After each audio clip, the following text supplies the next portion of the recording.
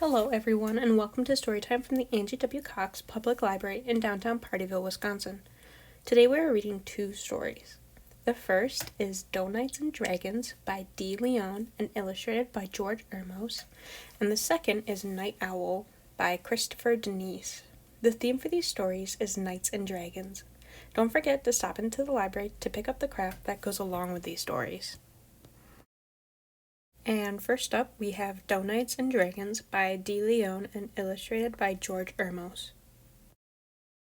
In a magical kingdom far to the east lived a very small knight and a very large beast. One day, while collecting fresh herbs in a glen, the young knight discovered a well-hidden den. It was filled with ingredients he'd not seen before. The lad couldn't resist. He just had to explore. In the blink of an eye, he filled a large vat with a little of this and a little of that. The pleasing aroma of hot savory stew woke a shape in the dark that soon came into view. The knight jumped in fright and feared he'd be caught, but the beast stopped to drink from the simmering pot. "This soup is delicious. Can't you stay, please? We'll cook and we'll dine and we'll share recipes." There was something sincere in the dragon's appeal, so the knight ceased to think he'd become a hot meal. The unlikely pair learned they both liked to bake. They made sea serpent cookies and unicorn cake. They created tall castles with sugar and spice, and stirred up huge helpings of pixie dust rice. But in that great kingdom so far to the east, friendship was outlawed between knight and beast. When a knight came of age, he was bound by a rule to spear a winged beast in a challenging duel.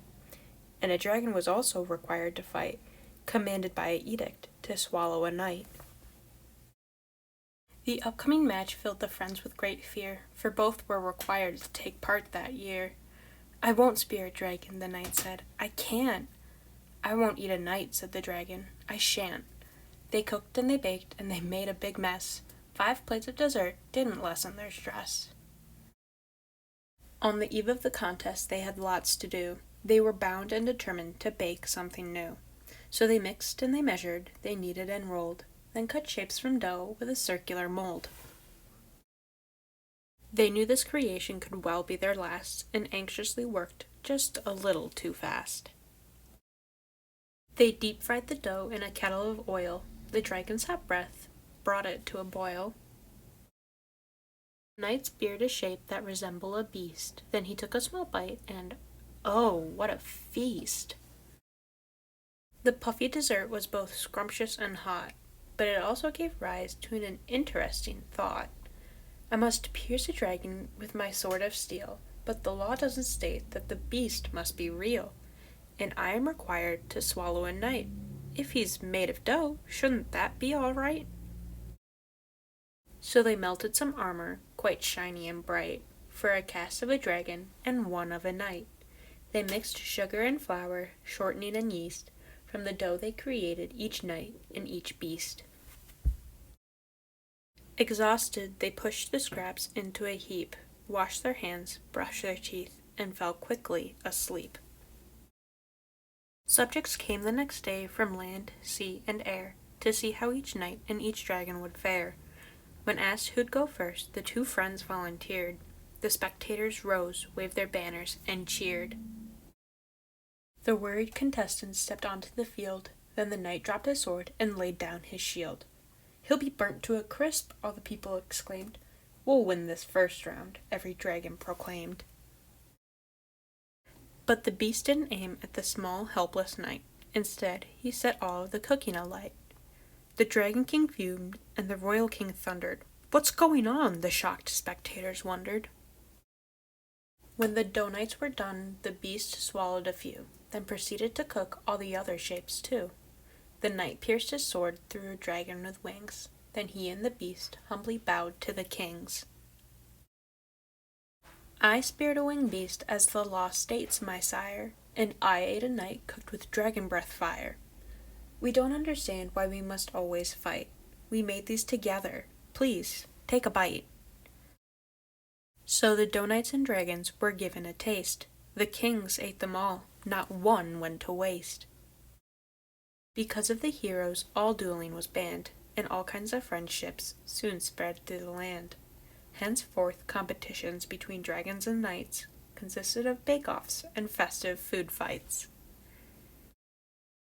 And now we have Night Owl by Christopher Denise.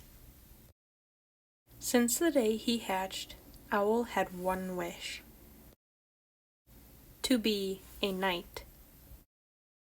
Every morning before he drifted off to sleep, he imagined himself as a real knight. He would be brave, he would be clever, and he would have many friends. It was just a dream, until one day, knights began disappearing from the castle. So Owl applied to night school, and to everyone's surprise, he was accepted. Owl was an excellent student, but he had a tough time with a sword. Even the smallest shield was a problem, and he had a habit of nodding off during the day. Night school was hard, but Owl worked and worked. He graduated with honor, as all knights do. Owl was assigned to the night watch. He was very good at his job. The other knights usually fell asleep during the long night watch, but Owl didn't mind. All alone on the castle wall, he finally felt like a real knight.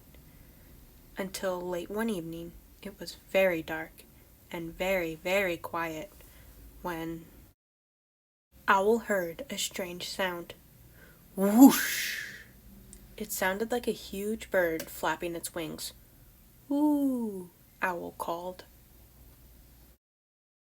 He heard the sound again. Whoosh! Whoosh! Whoosh! Whoosh! "Hoo! Hoo!" he called. Whoosh! "Hoo! Hoo! Hoo!" Owl called. "Who, me?" said a deep voice. "Who, you?" asked Owl.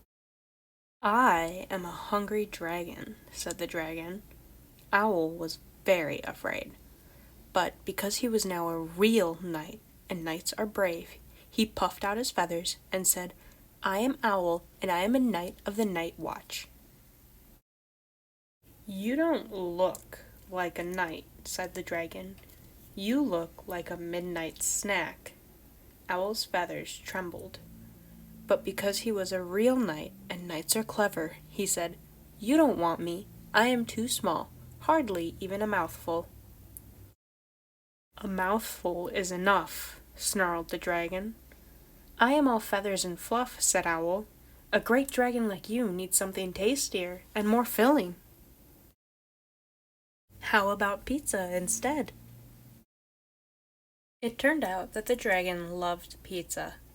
They talked about how each of them had hatched from eggs, how much they liked the night, and how flying was hard to explain to someone who had never done it before. They really had a lot in common. The following week, not a single night disappeared, or the week after that, and every night Owl patrolled the walls. It was very dark and very, very quiet, but Owl didn't mind, because he was brave, he was clever, and he had many friends. Thank you for joining us for this installment of the Angie W. Cox's Storytime. Don't forget to stop into the library to pick up the craft that goes along with these stories.